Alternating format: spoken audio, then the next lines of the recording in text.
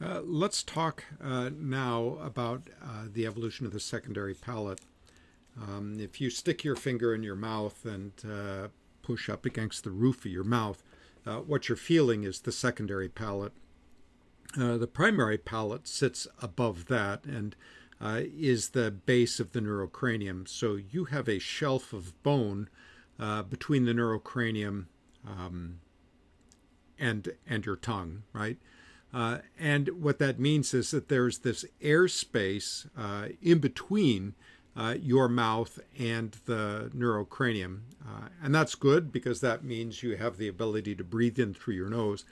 That air then travels below the neurocranium and above the roof of your mouth and then into your trachea.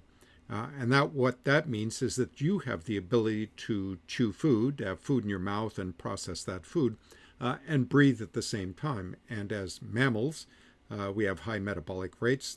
That turns out to be pretty important. If we look at other animals, though, for example, at lizards and snakes and turtles, they don't have, or frogs for that matter, salamanders, they don't have that secondary palate. So the roof of their mouth is actually the primary palate. Now, what that means then is that it's impossible for them to breathe when they have a mouthful of food. That turns out to be okay because amphibians and reptiles have much lower metabolic rates than do mammals. Their metabolic rate is only about 5% of what a mammal metabolic rate is for an animal of the same size. So they can go extended periods of time without breathing.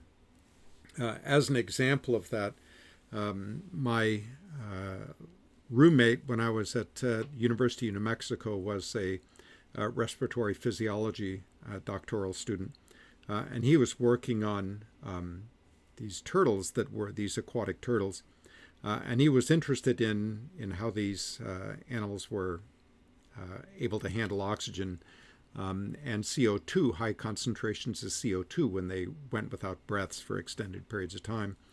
So he made these masks that he could glue onto the face of the turtle so that all air that the animal took in or expelled had to go through a tube connected to this mask. And that tube was then connected to a gas analyzer. So he glued these up and he put the turtle in an aquarium. The turtle right away went to the bottom of the aquarium.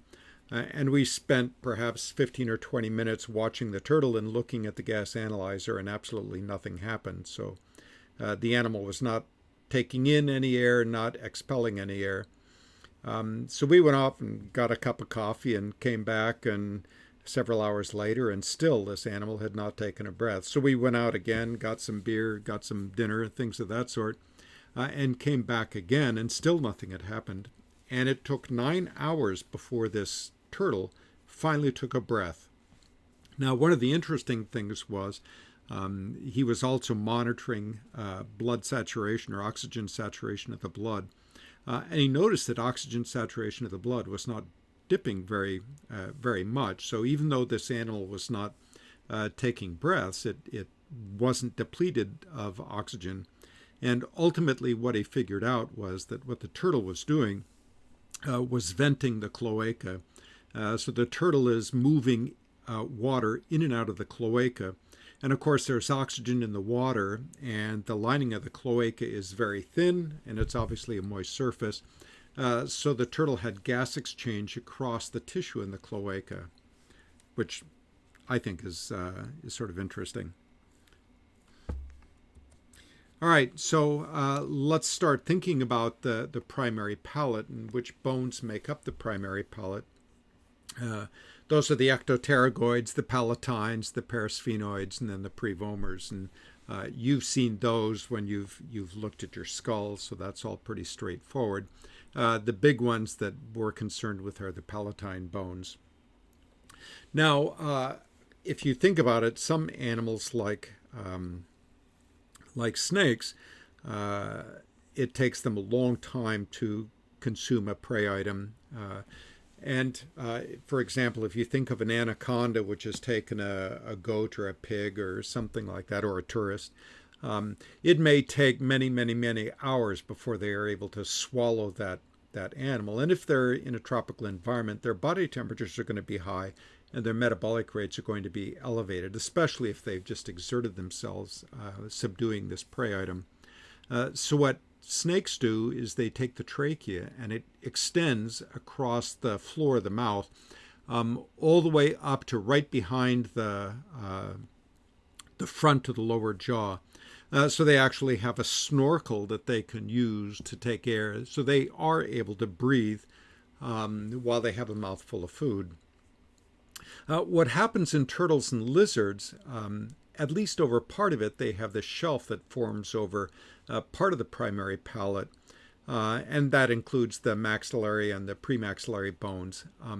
And to some extent, the palatines are involved as well, but it's still not like it is in things like a crocodilian. In a crocodilian, those bones form this complete shelf, and crocodilians, like the alligator, have a complete secondary palate. So it's the only extant reptile that has a complete secondary palate.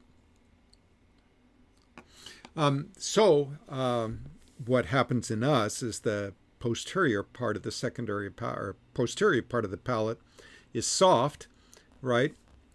It's supported by skin, but in crocodilians it goes all the way back. Okay, and of course crocodilians have lower metabolic rates than do mammals. So the question is, why would they do that? And the answer is pretty simple. They don't have lips, and because they don't have lips, when they're under the surface of the water, water is going to rush into the mouth, and that then means if they don't have a secondary palate or something, then water is going to rush down the trachea and into the lungs. So to prevent that from happening, they form the secondary palate, this bony shelf, which goes all the way back.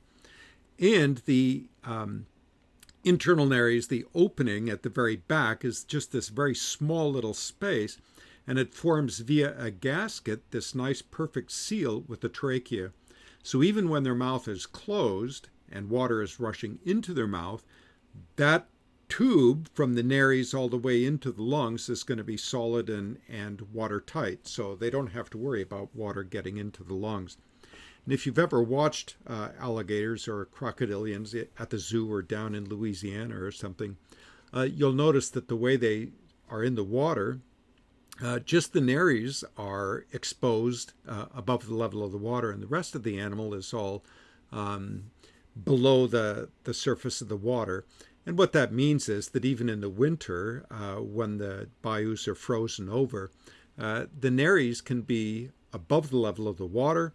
Water's rushing into the mouth, no worries. The nares are sealed up with the trachea, so there's no water getting into the lungs. The tail is going to be buried in the mud down below. That mud is relatively warm. They're shunting blood, and in that way they're able to use the heat from the mud to keep the core of the body warm.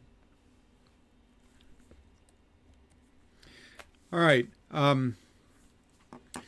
What happens in birds is that they don't have the bony secondary palate as we do. They do have this soft tissue which extends over there because obviously birds have a high metabolic rate just as mammals. So birds and mammals are the ones that are where this sort of a structure is most important. Looking at the situation here in cross-section, you see that amphibians have just the primary palate. Reptiles in the center here, they have this bony shelf, right? And that's what you find in lizards and turtles. And you can see that on the turtle skull that we have in lab. Crocodilians obviously take these shelves and they are fused all the way across so that there is this air channel above. And then in mammals, we have this secondary palate like that. So the air that comes in through the nares is going in this space, right, between this bone right here, which is going to be dermocranium, and this, which is neurocranium. And that then goes back to the soft palate, right, continues as the soft palate, which is just skin, and then into the trachea.